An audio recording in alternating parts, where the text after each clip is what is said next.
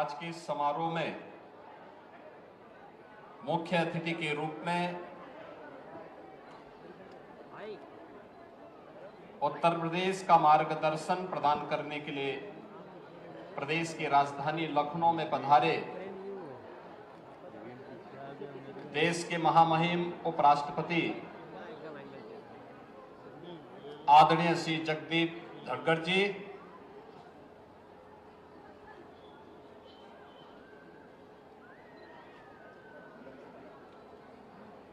आदरणीय उपराष्ट्रपति जी के साथ पधारे आदरणीय श्रीमती उपराष्ट्रपति डॉक्टर सुदीप धनखड़ जी, प्रदेश के माननीय राज्यपाल आदरणीय श्रीमती आनंदीबेन पटेल जी, उत्तर प्रदेश सरकार में मंत्रिमंडल के मेरे सहयोगी, प्रदेश के पर्यटन और संस्कृति मंत्री श्री जयवीर सिंह जी, सूक्ष्म लघु मध्यम उद्यम विभाग के मंत्री श्री राकेश सचान जी, माननीय सांसद डॉक्टर दिनेश शर्मा जी, श्री संजय सेठ जी, माननीय विधायकगण डॉक्टर राजेश्वर सिंह जी, श्रीमती जयदेवी जी, श्री योगेश शुक्ला जी, विधान परिषद सदस्य मुकेश शर्मा जी, रामचंद्र प्रधान जी, उमेश चंद द्विवेदी जी, प्रदेश के मुख्य सचिव श्री मनोज कुमार सिंह जी, आज के इस कार्यक्रम में उपस्थित सभी महानुभाव, उत्तर प्रदेश गौरव सम्मान से जिन विभूतियों को सम्मानित किया जा रहा है, ऐसी सभी विभूतियां और लखनऊ के इस आयोजन के साथ सभी 75 जनपदों में आयोजित हो रहे कार्यक्रमों में भाग ले रहे प्रदेश सरकार के सभी मंत्रीगण, माननीय जनप्रतिनिधिगण, उपस्थित सभी वहां पर महानुभाव और उत्तर प्रदेश के मेरे सभी बहनों और भाइयों, प्रदेश के इस मुख्य समारोह में मैं देश के महामहिम उपराष्ट्रपति आदरणीय श्री जगदीप धनखड़ जी का और आप सभी मंचस्थ अतिथियों का उत्तर प्रदेश की जनता जनार्दन की ओर से हृदय से स्वागत करता हूं, अभिनंदन करता हूं और पूरे प्रदेश वासियों को उत्तर प्रदेश की स्थापना दिवस की हृदय से बधाई भी देता हूं। यह वर्ष हमारे लिए अत्यंत महत्वपूर्ण वर्ष है। इस सदी का पहला महाकुंभ प्रयागराज की धरती में पौष पूर्णिमा 13 जनवरी से प्रारंभ हो चुका है। पिछले 10 दिन के अंदर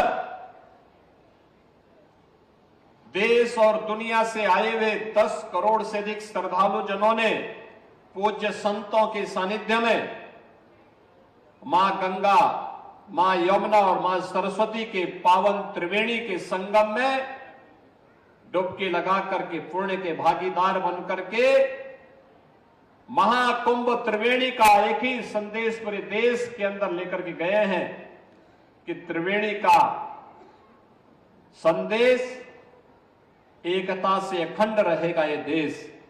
इस संदेश के साथ देश और दुनिया से आए हुए श्रद्धालु उत्तर प्रदेश की इस धरा से इस संदेश को लेकर के जा रहे हैं और यह वर्ष अत्यंत महत्वपूर्ण इसलिए भी है कि बाबा साहब भीमराव अंबेडकर जी के द्वारा जो संविधान 26 नवंबर 1949 को संविधान सभा को सौंपा गया था, उस संविधान को लागू करने के 75 वर्ष अगले 2 दिन के अंदर पूरे होने जा रहे हैं। भारत के संविधान के 75 वर्ष पूरे होने के साथ ही आज की तिथि उत्तर प्रदेश के लिए अत्यंत महत्वपूर्ण है। 24 जनवरी 1950 को आज ही के दिन उत्तर प्रदेश की स्थापना का दिवस भी है। इसका नोटिफिकेशन आज ही के दिन पे लागू हुआ था और इसलिए उत्तर प्रदेश के स्थापना दिवस का यह कार्यक्रम एक लंबे प्रक्रिया के साथ आगे बढ़ा है। हम जब उत्तर प्रदेश की बात कर रहे हैं, आज उत्तर प्रदेश अनलिमिटेड पोटेंशियल का प्रदेश बन गया है। लेकिन उत्तर प्रदेश अतीत में ऐसे नहीं था। इसके बारे में कहते हैं कि 1775 से 1833 तक यह फोर्ट विलियम यानी बंगाल के अधीन था। 1834 में से बंगाल से अलग करके आगरा प्रेसिडेंसी के अधीन, जिसका मुख्यालय तत्कालीन इलाहाबाद था, कर दिया गया। 1836 में इसका नाम पड़ा नॉर्थ वेस्टर्न प्रोविंसेस और 1856 में अवध का अधिग्रहण होने के बाद इसका नाम पड़ा north western provinces and Awadh. 1902 में यही United provinces of Agra and Awadh के रूप में इसका नाम पड़ा। 1937 में यूनाइटेड प्रोविंसेस पड़ा। 1949 में यूनाइटेड प्रोविंसेस में जब रामपुर जनपद जो टिहरी गढ़वाल के अधीन था और वाराणसी, यह दोनों जब उत्तर प्रदेश के अंदर शामिल हुए, यूनाइटेड प्रोविंस के अंदर शामिल हुए, तो 24 जनवरी 1950 को इसका नाम पड़ा उत्तर प्रदेश। और उत्तर प्रदेश की यात्रा जिसके साथ आज हम सब चल रहे हैं, एक गौरवशाली यात्रा, उसी का फल है।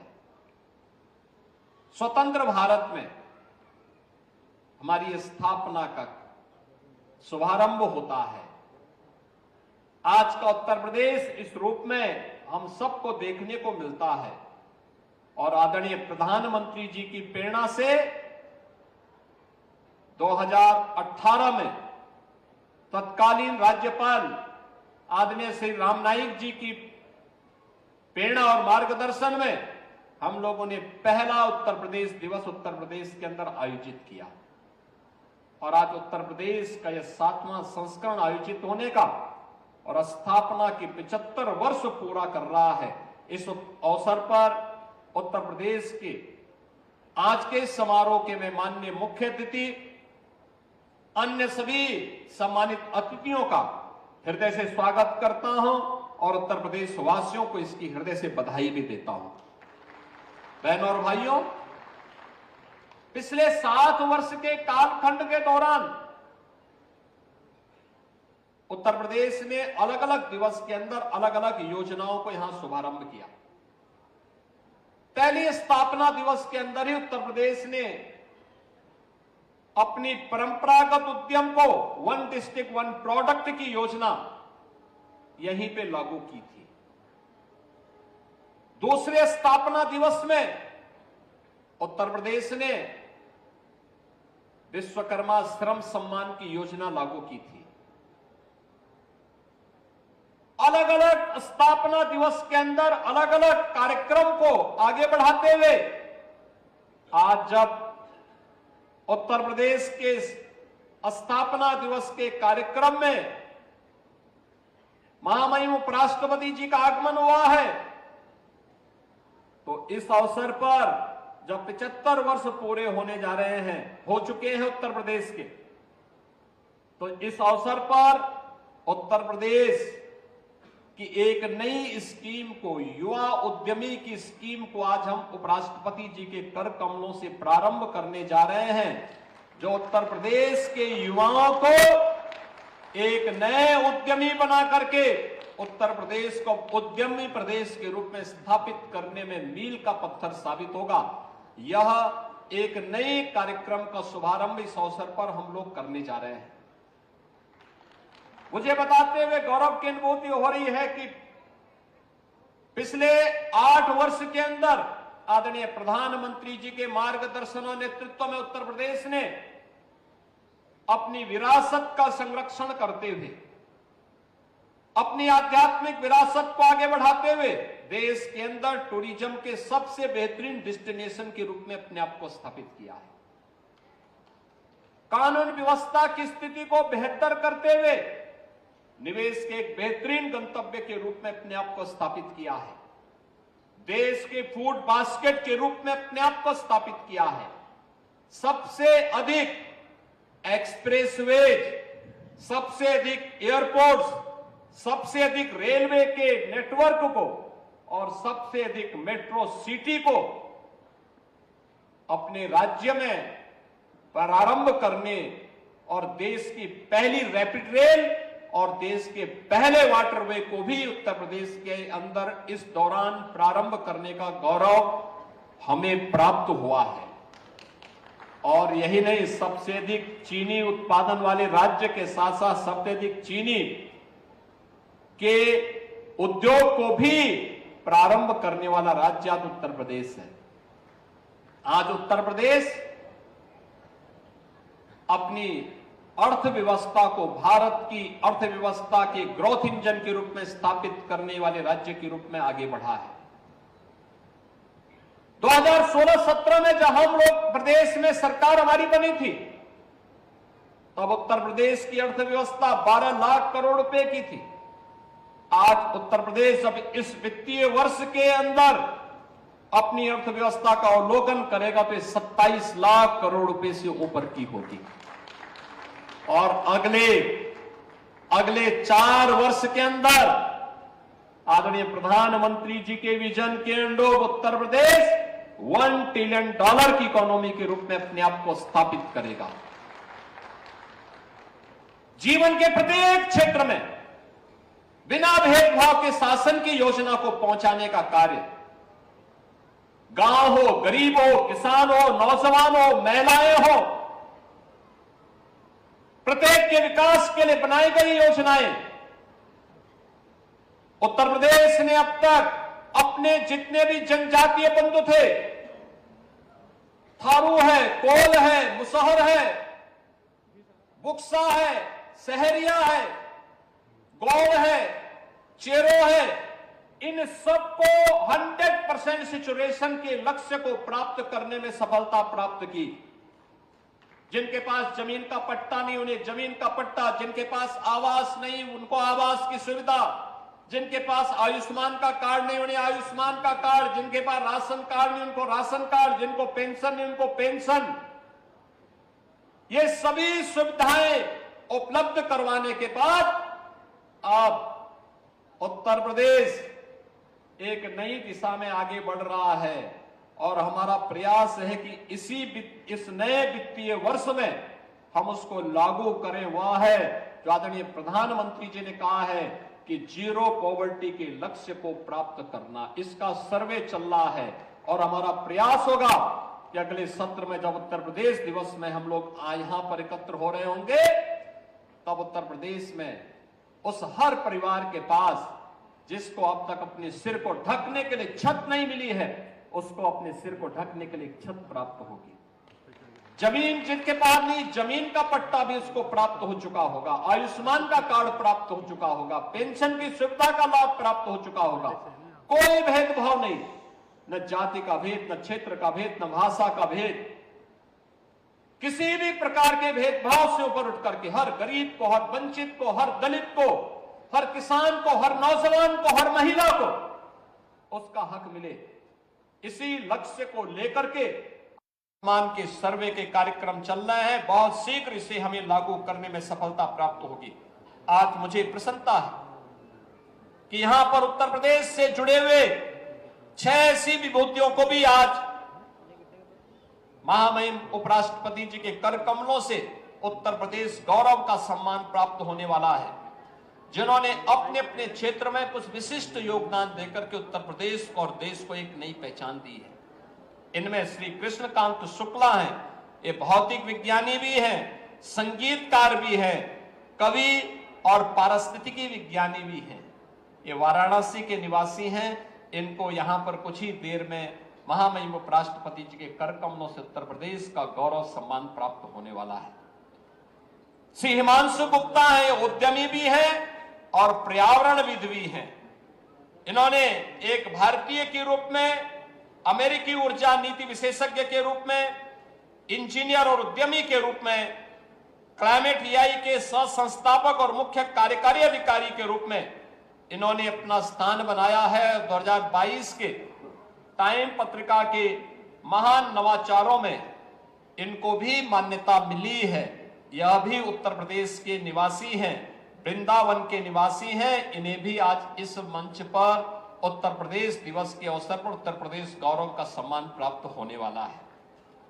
श्री मनीष वर्मा है, ये कृषि क्षेत्र के उद्यमी हैं, उद्यमी किसान भी हैं, दलित पृष्ठभूमि से भी आते हैं और उनके उन्नयन के लिए कार्य कर रहे हैं। कानपुर जनपद के रहने वाले हैं।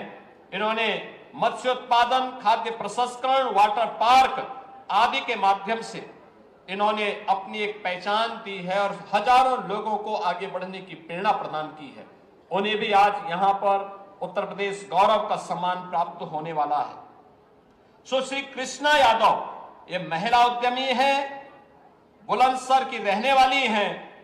इन्होंने 500 रुपया उधार लेकर के और ये उत्तर प्रदेश के बाहर जाकर के इन्होंने कृष्णा उत्तर प्रदेश में इन्होंने कृष्णा एक छोटे से कमरे में अचार बनाने का काम प्रारंभ किया और आज 100 महिलाओं को इन्होंने अपने साथ स्वयं सहायता समूह के अभियान के साथ जोड़ने के साथ ही 5 करोड़ रुपए से अधिक का इनका वर्तमान में टर्नओवर है और इन्हें बाल विकास मंत्रालय भारत सरकार ने 2015 के नारी शक्ति सम्मान के लिए भी चुना है। आज उनका सम्मान भी यहां पर होने वाला है।